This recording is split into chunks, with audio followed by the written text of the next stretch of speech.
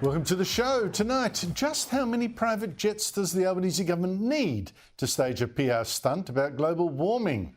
These shameless hypocrites. The runway at Scone wasn't strong enough to take the large jets, so the Air Force recommended and took the decision for 2 small jets. Plus the case that destroys almost all who touch it. The latest twist of the Britney Higgins rape claim. Channel 10 rushes to court with new information from a journalist who's now fallen out with Israel-Hamas. Will this save Channel 10 on Thursday? Also tonight, the annual Marxism conference at Melbourne University this weekend. When did revolutionaries become such hypochondriacs? But there was actually good news this year from that conference.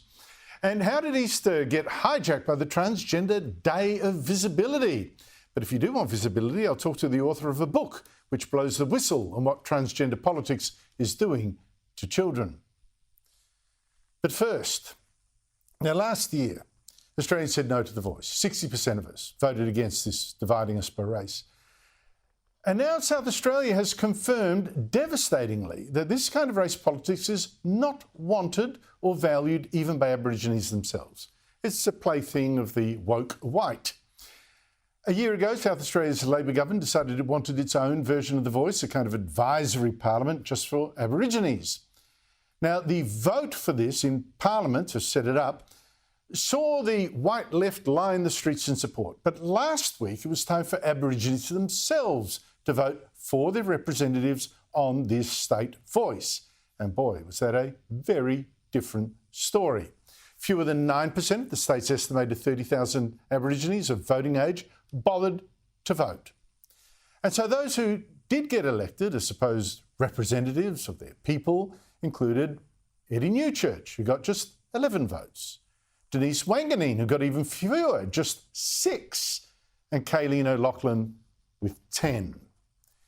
Now, I've got to say that someone with just 6 votes, presumably her own and 5 others, now represents Aborigines. That's a joke, isn't it? But the state's Attorney-General, Kaya Ma, who himself identifies as Aboriginal, or did, was today still not getting the message. The turnout that occurred at our First Nations voice elections was in line with the numbers that voted when we had ADSIC votes back in the 1990s, and is either in line or slightly higher than the first time other Aboriginal representative bodies have been set up. Now, Ma still isn't getting the message. That record going back that long suggests that Aborigines clearly do not want bodies like this. Not that, the vast majority don't bother to vote for them. It's the same with the First Peoples Assembly in Victoria last year. Even in its second election, 90% of Aborigines still didn't bother voting, letting motivated radicals take over instead to talk about things like a treaty, nothing grassroots, and other separatist issues, of course, which just divide us. And in another respect, South Australia is again a warning to the rest of us about all this, especially people in Victoria and New South Wales, where this race politics has really played the hardest, where so many people now identify as Aboriginal when most or even all of their ancestors are as white as Melbourne University's Professor Bruce Pascoe, who is the white guy on the right of this picture. Now, that Kaya Ma that you just heard, South Australia's Attorney-General, for all I know, Ma could have voted in this election for South Australia's voice as well, because he's identified as Aboriginal too, through his mother. And it's only later in her life that my mum's become reacquainted and more involved with her heritage. It's not something that played an active role in my growing up, and I didn't suffer the discrimination and disadvantage that many Aboriginal people suffer growing up in Australia. But it's something that I'm very proud of, is part of my heritage. Except, of course, as I've reported here last year, genealogists working with the website darkemuexposed.org found that Ma has not one Aboriginal ancestor in the records they've checked.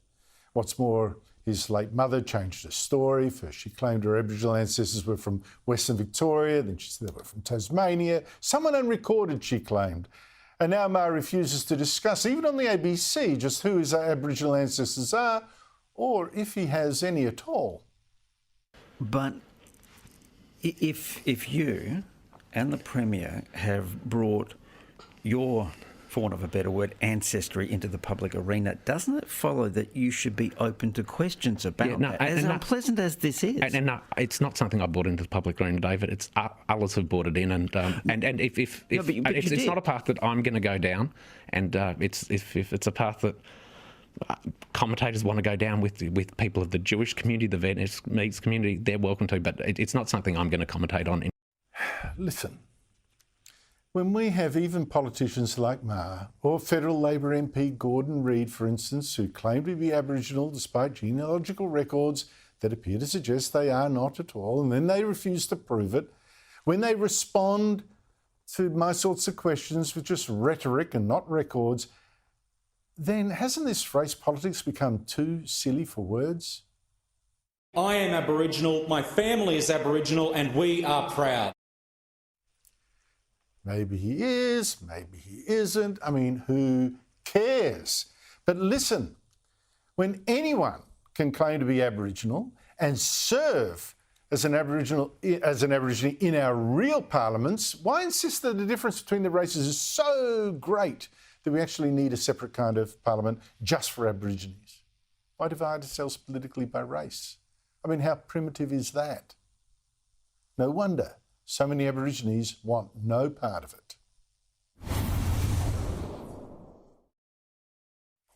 Joining me is Warren Mundine, one of the leaders of the No campaign against The Voice last year, and a former national president of the Labor Party, as well as an advisor to two Liberal Prime Ministers. Warren Mundine, great to see you again. Look, South Australia's version of The Voice, first election, more than 91% of Aboriginal adults didn't bother to vote. The people elected included a woman who just got 6 votes. Your response? Look, this is becoming a joke. These Labor premiers and chief ministers and they're just pushing this line. And I've got to say, even some people in the Liberal Party are doing it as well. That the Aboriginal people want these things. Look, if you go through the whole process, and he even admitted it, that 10% or below 10% they got in South Australia over the weekend was equal to every other vote that happened within ADSIC and everything else. Aboriginal people, the vast majority of them, just want to get on with their lives. They're proud of their Aboriginality, they're proud of who they are, and they just want jobs and education. And look, and while they're spending all this money, these governments, on these things that Aboriginal people don't even want, there's riots over Australia, there's crime happening everywhere. And what are they doing about that? Oh, we're going to come up with this virtual signalling thing that makes us look like we're doing something, which is a voice, and people who can get on it with 6 votes, and people even if you're the wrong sex, you can have less votes than someone else and still get on it.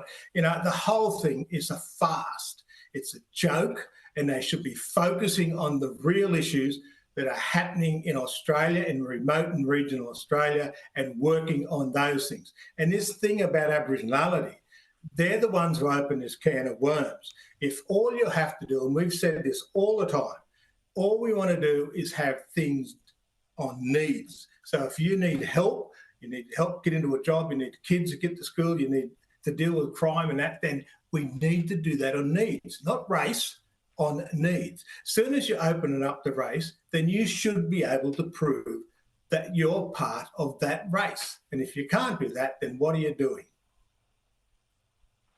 Absolutely. Just to pick up on a point you raised, just to let people know, I mean, you did, as Warren just said, there was a quota imposed, at least in each region where there were votes. 3 of the winning candidates, had to be women. So you've got a number of women who got many fewer votes than men did, who were unsuccessful, but still got elected. So is that democracy? It doesn't look like it to me. And Warren, you're quite right. I mean, you're quite right.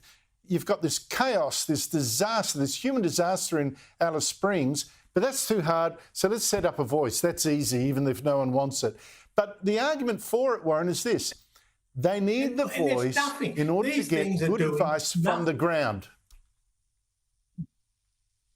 Look, this shows how incompetent these governments have been for the last 50 years. If they can't get Aboriginal voices to come in with expertise in the area of crime, in the area of education, in the area of employment and stuff, and starting businesses, what I just don't understand is what, and I was advising, Malcolm Turnbull and Tony Abbott, we put in place this Aboriginal business sector, and this is the way forward. We set up Aboriginal businesses and got them moving, and guess what? In 8 years, it is now worth $8.2 billion and has got 45,000 people into jobs. This is the way forward, and this is what we've got to do. We've got to stop this nonsense about things that have never worked in the past and continue not to work. And also, don't listen to them as they say they believe in democracy. In that democracy, time and time and time again, have said Aboriginals don't want it, the rest of Australia doesn't want it, and yet they keep bringing them back. They're like zombies, you think you stab them and they keep on coming back at you. And these people aren't represented. How could you be represented? Call yourself a representative on 6 votes. I know, but you watch. You've seen the Lydia Thorpe relatives and connections start to dominate the First Peoples Assemblies in Victoria. The radicals will take over, Warren. Warren Mundine, always great to talk to you. They will. It's happening. The Albanese government, my goodness, it stunt last week in the Hunter Valley. It was already dumb enough, even before we heard about the 2 RAAF jets it used to get to the same event from the same place. I mean, how embarrassing is that?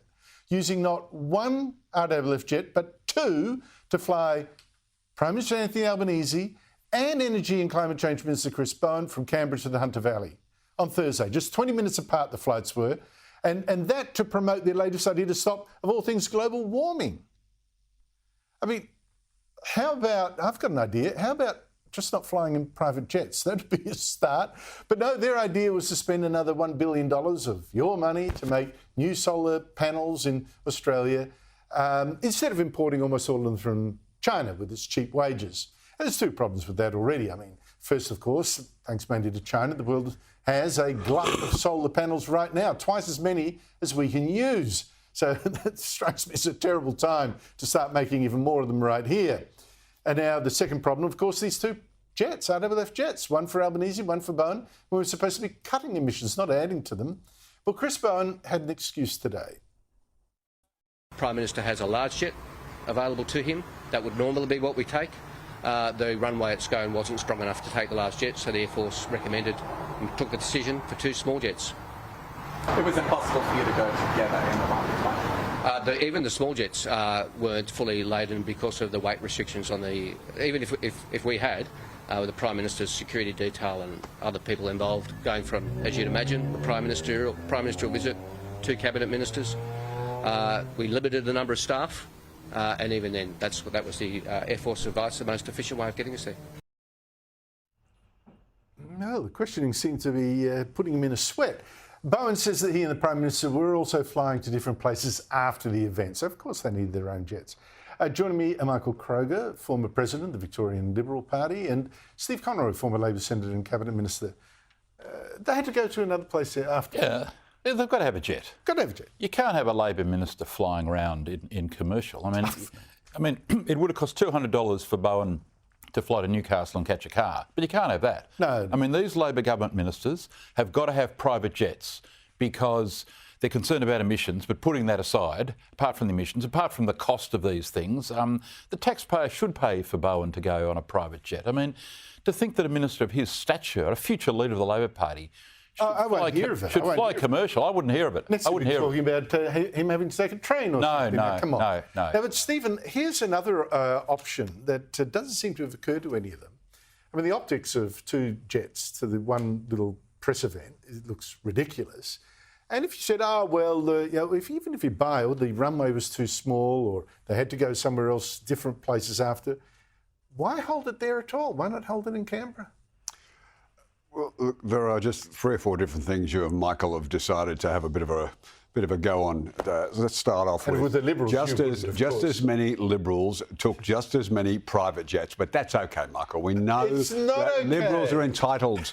They're entitled to use private jets. It's Labor that are just evil when they do. So let's put that one on the table. But I get really confused. Bishop was in one of those jets. Yeah, no, she was in the helicopter. She was in the helicopter. Yeah, she didn't use that. She took the helicopter instead, all the way to Geelong. Oh, and didn't you have But a on the substance of the issue, I always enjoy watching the argument around renewables. I think you're having trouble with this argument. We know that the Chinese dominate. And we know that's a bad thing. 2 private jets to a press do, nothing serious announced, a press gimmick to announce we're doing something global warming. Don't you think, 2 private jets, bad look. Let's do this in Sydney or Canberra. When you haven't actually got a real argument on the substance of the announcement. That's the substance. The substance of the argument is about solar panels and making them in Australia. The substance was cut emissions. Unambiguous good thing. But when you haven't got anything to say because you hate renewables, you do, you hate renewables, you have to trivialise it around something that the Liberal ministers would have done I'll get onto that bit. The same. I'll get onto the substance. I'll get onto the substance in a second. Don't you consider it was a bad look? Well, I don't understand silly, but if the Air Force say the runway is... I know what the Air Force said, but just played it. Yeah. Don't you consider it's a bad look? Well, if that's the only way that they can do it, that's the only way they can do it, according to the Air Force. I want to take up Steve's point. Substance is important. $1 billion to create in high wages Australia a new solar panel industry when China dominates the market, more than 90% of world sales, and there's such a glut that there's, according to the International Energy Agency, some twice as much solar panels out there than people are buying. Does that sound to you like a good use of taxpayer money? No, it doesn't. I mean, Nick Cater wrote in The Australian this morning that ARENA have made 642 grants in the last 10 years. And what would be very helpful, if someone smarter than me could give us a cost-benefit analysis. How much money have we got back? Where's that? We know the ones that you've showed where they've collapsed into the water, et cetera, over the years. Of those billions of dollars, where are we at? I mean, this $1 billion, is this a share issue? Is this a preference share issue? What is it? Is it a loan, a gift? What is it? I mean, do we get it back? If they didn't even have the nuts and bolts, so to speak, of that deal in front of it on Thursday. Why would anybody invest that money? Substantive issue. Do we want the Chinese to control our energy sector going into the future? Absolutely. No, but everything has a cost, Stephen. So this is a good thing. I'd say solar panels they haven't controlled.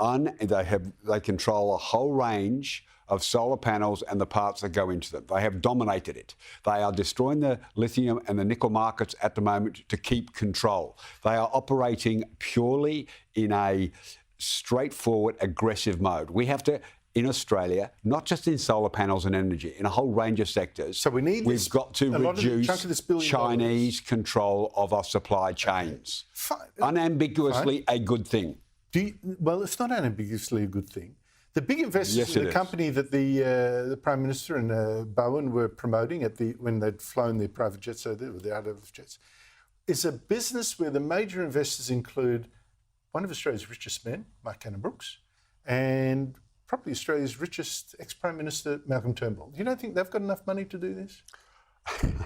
Now, you tease me if you're going to bring Turnbull into it. You know you can go rise with me on Turnbull every time. Go for it. But let's be clear. I would rather Malcolm Turnbull and Mike Cannon-Brookes be controlling our energy sector than the Chinese government. For $1 billion? Unambiguously, for $1 billion. In all of the different areas where we need to reinvest in this country so we are not dependent on China when they have an ability to cut off our supply chains. Unambiguously, we've got to stop us buying more solar panels. If this business was so likely to succeed, why wouldn't the private capital markets fill the $1 billion? Just like in the nickel market, why couldn't the $1 billion be raised? Just like in the nickel and the lithium markets, those Chinese interests are plunging the prices to stop the private sector investing in competitive markets. No, the Chinese are not playing by any, correct, they are not playing by any normal rules. So don't pretend that the private sector... The Australian taxpayer is the mug, the Chinese government. Is the mug that has to pay over this money. 642 grants, how much has succeeded of that money? Of that money, how much have we actually got back? Successful investment? Well, as you said, if people smarter than you can give you that answer, we'll find out. Well, let me just predict we will not have a successful solar panel industry that's replaced most Chinese products within the next 10, 20 years. That's my prediction. I wonder whether the Sydney Morning Herald had a slow weekend, because I've done another thing. Who are the Labor MPs most likely to take over as Prime Minister? Should a very slow weekend. Oh, my God. You know, not do the job, which no one is expecting to happen this time of several Christmases from now. Exactly. It lists in order Treasurer Jim Chalmers, Workplace Minister Tony Burke, who's been doing all this pro-union stuff to curry favour with the left, Tanya Plibersek, the Environment Minister. This surprises me. Richard Marles is next, and then Chris Bowen after that. What do you make of that? What about Mr Giles? Or Claire O'Neill? How are they going? Well, I think Claire O'Neill was actually mentioned. She was mentioned. What about Linda? What about Linda Burney? How's Linda going? No, that voice thing. How's Alice Springs going? How's that going? Well, voice would have helped that, wouldn't it? Andrew, look, the truth of the matter is Albo's not going anywhere. Labor, sensibly, like we have learnt that these leadership changes every couple of years are political death. Albo's not going anywhere. Nope. Rumours of him being challenged, etc., etc. No, in fairness to the Sydney Morning Herald, he's not going anywhere for at least 2 elections, I wouldn't have thought. No, he didn't say that. But it is interesting in this respect, isn't it, Stephen, because you can see in some of the decisions being made and the way they're carrying themselves that the next in line are jockeying to make their... You know, say, I am the heir. Well, in the same way John Howard used to play with Peter Costello and Peter Reith and then Tony Abbott. True. It's just part of the game. Yep. But Michael's point is dead right. Albo's going nowhere. And they could write all these articles. But do you like the succession? Would you agree with succession? 1, 2, 3, 4, 5. I didn't. Look, I confess Chalmers, it was such an absurd article. I barely read much of it. It's got to be Andrew. It's got to be Andrew. A quick Stephen, click just to go. It's got to be Andrew Giles. But I don't take my political advice on who will be the next leader from James Massola in the Sydney Morning Herald. Oh, so you did read it that close? I didn't. It was like, oh, okay. Michael Craig, Steve Conroy, thank you both very much. After the break, there are going to be peace talks between Israel and Hamas come next Sunday already. Oh, but can you believe a word of it? A tape I've got from Hamas should wake up our government. Well, we're nearly 6 months into this dreadful war in Gaza. But Israel and representative of the Hamas terrorist group, they're going to now meet in Egypt on Sunday to talk about truce. Now, this is after the UN Security Council demanded a truce. And after big protests in Israel on the weekend also demanded the Prime Minister Benjamin Netanyahu step down and make way for a truce to release the remaining hostages held by Hamas. Now, like I say, it's nearly 6 months since Hamas did attack Israel, starting this war, killed 1,200 people, raped women, kidnapped more than 250 people. And the war since has devastated Gaza, the Palestinian territory run by Hamas. And despite that, though, I have to say, I doubt much can be hoped for from these talks. Certainly not a long-term peace deal. Not when the leader of Hamas abroad, the leader of Hamas inside Gaza, the big chief, but the leader of Hamas abroad, says he's never going to accept the existence of Israel. And Hamas is encouraged by the mobs in our streets that keep repeating that Hamas chant, from the river to the sea, Palestine must be free. المسألة الأولى نحن لا نقبل حل الدولتين. هذا مصطلح مرفوض لأنه معناه أنك أنت لك دولة موعودة خاصة بعد 7 أكتوبر. أظن تجدد الحلم والأمل. فلسطين من البحر إلى النهر، من الشمال إلى الجنوب. وهذا حتى كما قلت لك أصبح شعار في الولايات المتحدة وفي العواصم الغربية وعند الجمهور الغربي الأمريكي والغربي. So congratulations to all those moron protesters in our streets chanting what Hamas is. Well, it's giving them a lot of encouragement. You just heard it from the big boss abroad. Joining me is the country's top foreign affairs writer, Greg Sheridan of the Australian newspaper. These talks in Egypt, Greg, great to see you. These talks in Egypt, are they going to lead to much on Sunday? Andrew, great to be with you. Look, you might get a 6-week ceasefire. You might. I must say, all the uncritical support people give to what would effectively be a unilateral Israeli ceasefire, such as our government, which I think just wanders in a dark fantasy on these issues, that encourages Hamas not to do a ceasefire involving releasing hostages. Because if the whole world is saying to Israel, you must ceasefire no matter what Hamas does, then Hamas will say to itself, we can get a ceasefire without releasing any hostages. The other point I'd make to you is Hamas always calculated that Gaza would be devastated by Israel. It did these attacks in precisely the way it did them in order to engineer this response from Israel, and it is perfectly happy for Gazan civilians to suffer grievously. That doesn't mean Israel has no moral obligation to the people of Gaza, but it's not unhappy that this suffering should continue. It thinks Israel's name is being besmirched around the world and it's making strategic gains. It hopes it'll get a new front out of Lebanon. So it's not under much pressure to produce a ceasefire. Well, to pick up your point, you're quite correct that the world seems to always, with these breakthroughs, to demand more of Israel than Hamas. It's like, let's pick on the guy that's reasonable and might do something rather than the murderers over there. Example, the UN Security Council says ceasefire now, right? What people forget is that part of what it demanded was also the immediate release of the hostages. They just say, well, Israel, you should ceasefire now. What about the hostages? That's right. If you are sincere about this, you have to say the hostages must be released and then we'll have a ceasefire. And if Hamas won't release the hostages, therefore, you're not putting demand on Israel to have a ceasefire. But what the UN is saying and what the Albanese government is saying, and I think their performance on this has really been very, very poor, they are saying that Israel must have a ceasefire no matter what Hamas does. So what happens then? The day after the ceasefire is announced, Hamas continues to fire rockets at Israeli towns and continues to shoot at Israeli soldiers. If the Israeli soldiers shoot back, they're in breach of the ceasefire and you just spiral into, more violence, but without an effective Israeli military operation running it. The whole of the international commentary is really a kind of, a term I don't much use. It's really a sort of virtue signalling.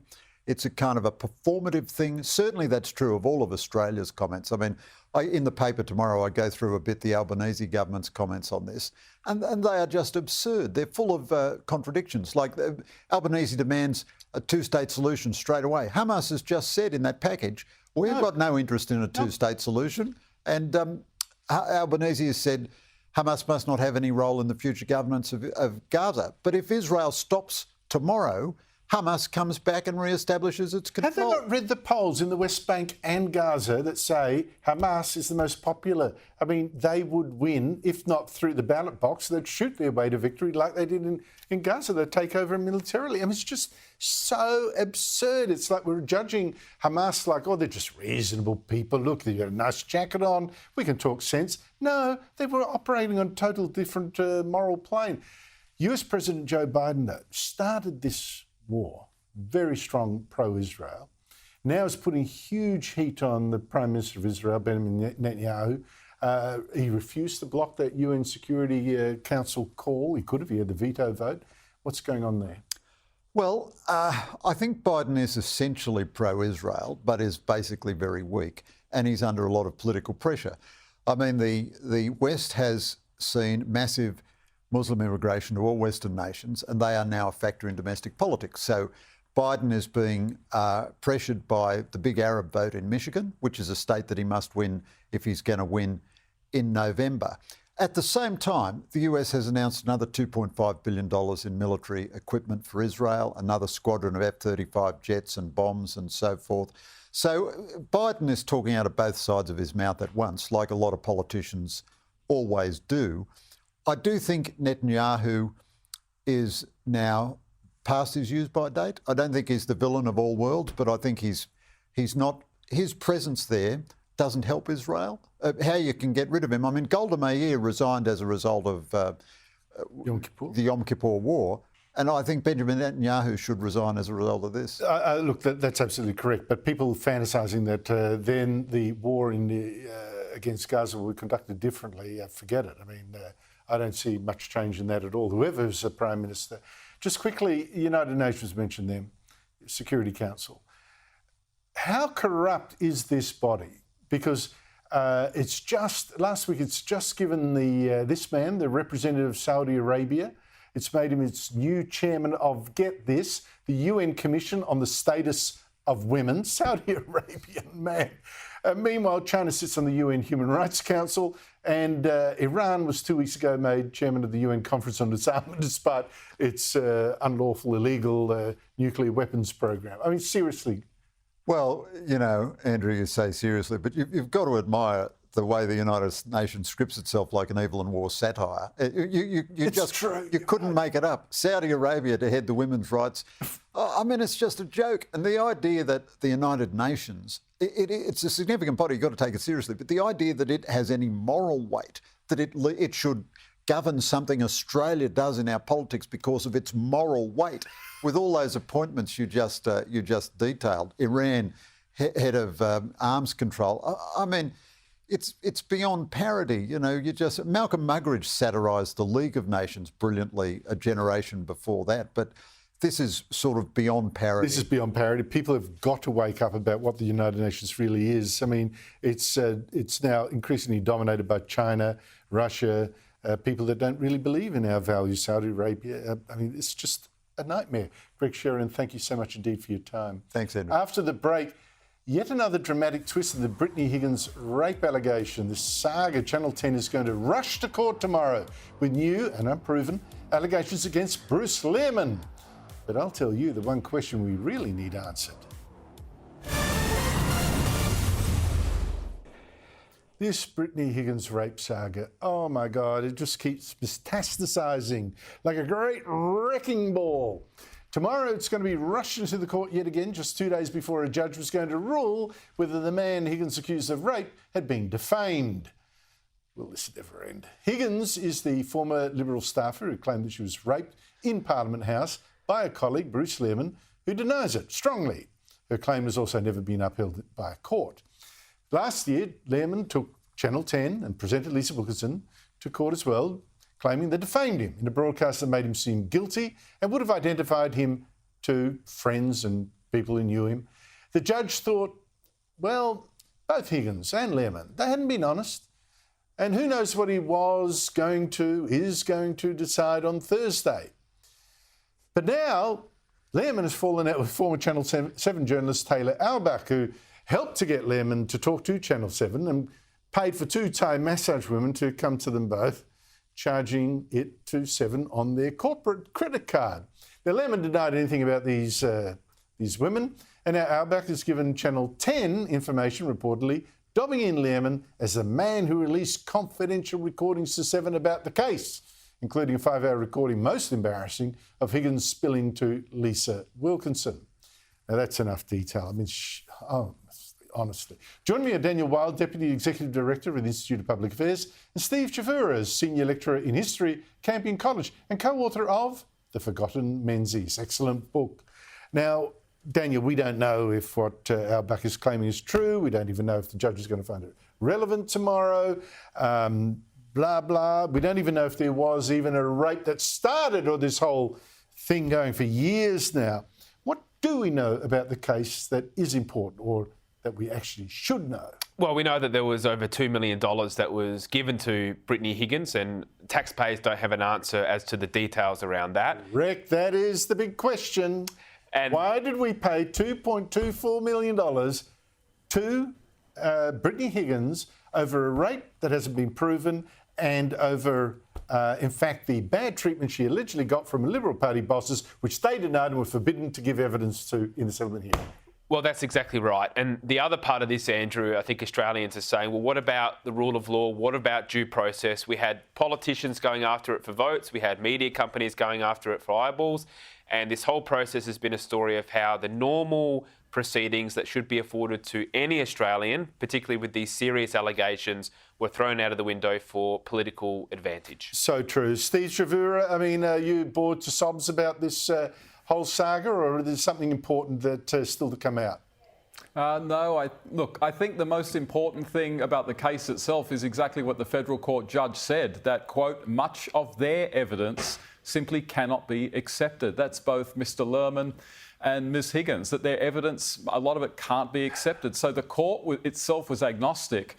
But while the court was agnostic, the left-wing media and the Labor Party were very, very certain that Higgins was telling the truth and that everything that she said was absolutely correct. And they went on the rampage, not just against Mr. Lehrmann, but against the Liberal Party for month after month after month in what was, I think, one of the most cynical exercises in the history of Australian politics. And the point you make is very important in asking this question about that $2.44 million that Britney Higgins, this young woman, was given by the Albanese government. Was the fact that the Albanese government relied on her claims, unproven, so much that they couldn't question it and therefore had a vested interest in giving her this money in one day of settlement. I mean, it's just the whole thing, I think, really needs deep investigation. Something about it I talked about earlier, Daniel. The Prime Minister Albanese, Climate Change Minister Chris Bowen, both taking their own RAAF jet from Canberra, 20 minutes apart, to the Hunter Valley to talk about a new scheme to cut emissions. I mean, all right, they say, you know, the airport was too small for the one jet to land safely. Albanese was going somewhere else. Do you buy this? This doesn't fly, Andrew. It did, unfortunately. They could have taken a commercial jet from Canberra to Newcastle. They could have flown to Sydney and been driven down. So no matter which way you look at it, this is a cover-up.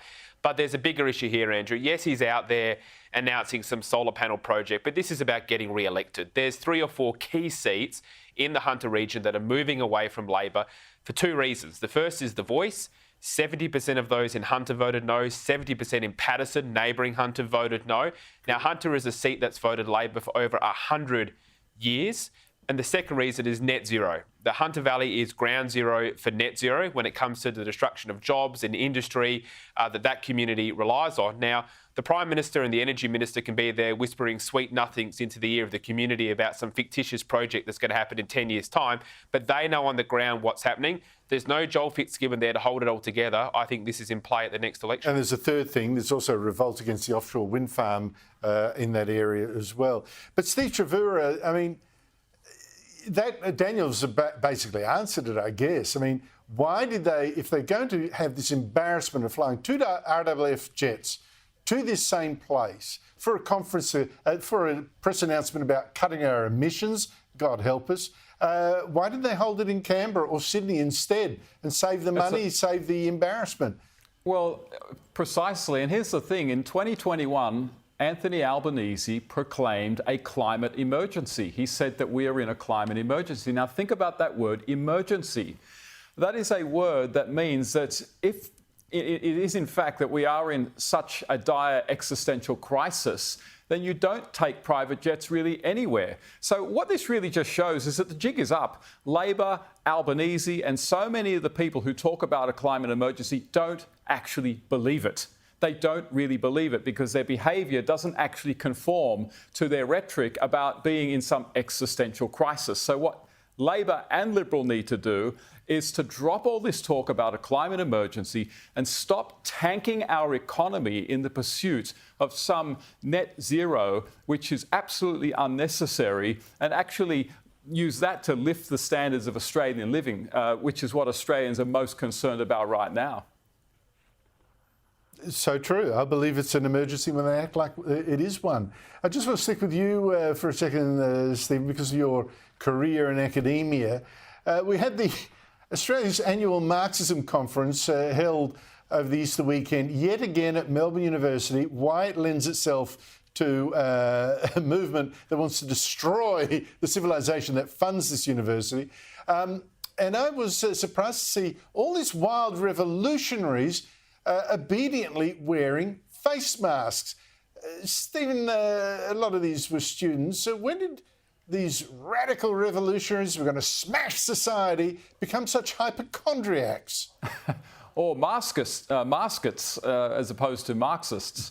That's a good question. Look, I think a lot of the modern left really doesn't have a lot of a philosophical foundation to it. It's really just we hate the right, and so if the right critiques things like mandates and masks and things like that, then we're all for all of that. But in actual fact, I think the masks are a fantastic thing because I've seen photos of a lot of these conferences without the masks, and this is a vast improvement. So I actually encourage the maskists to keep going. Well, the maskists, I like that. Many of them wore Palestinian scarves as well. The good thing that I promised that came out of this is that this year, and maybe I didn't follow it the last couple of years, but I used to quite often. There are almost no academics, apart from Gary Foley, the Aboriginal academic for Victoria University. But it's, seriously, Gary. I mean, but that's it. Well, it looks like it could be good news, but they've changed, Andrew. It's no longer the usual sort of hippie type person in the university halls. They're wearing suits. They're in corporate Australia. They're captains of industry. Okay. Now, they might not be card-carrying Marxists, but they have digested the fundamental ideas of identity politics and wokeism. They supported The Voice. They support this climate zealotry. So I think things have changed. Maybe it's not as bad, but I'm still concerned. All right. Just quickly, Stephen, the Human Rights Commission has got a contract with activist Elsa Tuel-Rosenberg to produce material for schools, even though she was one of the activists involved in releasing names and details of about 600 Australian Jewish people who wanted to defend Israel. Well, they were on a WhatsApp thing, leaked, and she told her followers, "Let these effing Zionists know no effing peace." Why are our taxes going to her? Well, of course, not 1 cent should be going to her, and the only thing that should be going to her and those who are involved in doxing those 600 Australians are the police to find out what their full intentions were in doing that. But often, what you always see the radical left doing is projecting their own manifest hatred for everyone that they disagree with on the right. They always accuse the right of hate speech, of being hateful. But when you listen to their rhetoric, I mean, listen to that. Let Zionists know no effing peace. Now, that could be interpreted in all sorts of ways. Seriously. That could be interpreted as even as violence. And we are in a situation in Australia now where we have actual hate preachers encouraging people to commit acts of terrorism. This is a thoroughly despicable and irresponsible thing that she did. She should get no money. Taxpayer funded. Taxpayer funded. Stephen Trevura, Daniel Wild, thank you so much to you both. After the break, our Foreign Minister praises Easter as a time of trans visibility. Really, but I'll talk to an author saying what really should be in the open are the terrible things being done to disturb children who think they're transgender too. I'll sure make that visible after this. Here's how US President Joe Biden marked Easter Sunday as the International Day of Transgender Visibility. Foreign Minister Penny Wong marked it that way too. But this culture war is hiding the real issue, this vicious war that's also had women's rights activists intimidated and vilified here. In New Zealand, even physically attacked, with one woman in her 70s punched in the head in Auckland when she went to a women's rights rally. Now, what's being missed so often in this almost physical war now between activists on both sides is the welfare of the young people, even of the children who claim they were born in the wrong body and need to change gender. Activists are treating this as a tribal issue or about how intolerant you are, when we should be laser focused on this question. Well, what about the children? Who are these vulnerable teenagers being given drugs to block their puberty and later surgery to cut off their breasts, say, or their genitals? And are they actually being helped by this? Joining me is a former BBC journalist who asked that question years ago in Britain, wrote a devastating book called Time to Think, which is just now out in an updated edition and in paperback. Hannah Barnes, thanks again for coming on this show. First, tell us again how you got involved in this issue in the first place. Well, it was back in 2018 and there was a leak to a newspaper here in the UK, which all it said really was claims had been made at this children's gender clinic based at the Tavistock Centre that the histories and the reasons behind young people's distress around their gender and wishing to transition weren't being fully explored. So that kind of sparked my interest. And then just a couple of months later, the contents of these these concerns, if you like, were leaked further. So this was a report. And then it transpired that actually these were the concerns of 10 members of staff. Now, I don't know so much about the Australian health system, but here it's pretty rare to get a whistleblower in the NHS, in our National Health Service. To get 10 from one small clinic is extraordinary. And I just thought there's something going on here. I was completely open-minded. I didn't know whether what they were saying was true or could be stood up, but that's why I started looking into it. Now, what you found and you've written about in your book struck me as absolutely shocking, that kids were being quickly pushed on to transgender drugs and, really literally life and body changing treatment when they displayed quite often, not always, but quite often, other problems that you might think, hey, maybe that's the real issue, or is there something behind it? Tell us about those. Well, what we heard was that many of these children were unhappy. They might suffer clinically from depression or anxiety. Some might have eating disorders, but generally speaking, there was an unhappiness amongst them. Many had been bullied. Sometimes that bullying would be triggered after they had perhaps come out as gay, and then it would be homophobic bullying. And essentially, all of these children, bar 2 or 3%, and the data are really poor, but what it seemed to be was all of them weren't just having difficulties around their gender, but had other difficulties as well. And the fear was that these weren't being explored adequately before a referral for puberty blockers. And it's quite hard to convey to people just how vulnerable some of these children were. I mean, this wasn't the majority, but you had a small number who were in care. And it's a small number as part of the referrals, but massively overrepresented in terms of the population. So we had looked after children. We had children who were non-verbal, children who couldn't read or write, children who identified as another race, as well as another gender. And you had some children, again, a small number, but who had suffered the most extreme and awful abuse and or trauma. And what these staff were saying was not that you couldn't have something bad happen to you and not be trans. It wasn't ruled out, but they were saying, hang on, we need to really be careful here. These drugs are very powerful. We don't know much about them. There's so much going on in these children's lives. We really need to make sure. And they felt that wasn't happening. And in a small number of cases, children could be referred for puberty blockers after just 1 hour or two. Oh, that's just shocking. You also mentioned quite a number had autism, and quite a number also were from broken homes or they'd lost the parent in one sense or another. It was just shocking. I'm almost out of time. I've got a minute to go. Britain's National Health Service now banned giving children puberty blockers, at least for the time being, although they can still get it through other forms of treatment. Here, there's been almost no change like that at all, almost no discussion. It's transphobic. What needs to happen? I don't want to be so presumptuous as to advise Australia, but essentially what's happened is we've recognised this as not a culture war issue. It's healthcare. It always has been.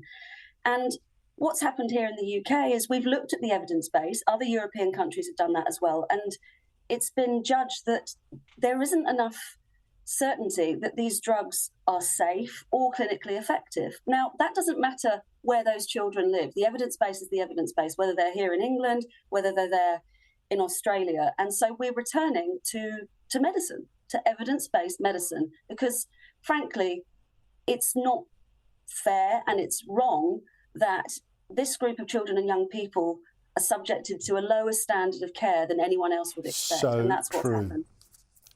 So true. It is medicine, not politics. Children first. Hannah Barnes, thank you once again for your time. Lovely. Thank you. That's it from me. Coming up next, Sharry Markson. Good night.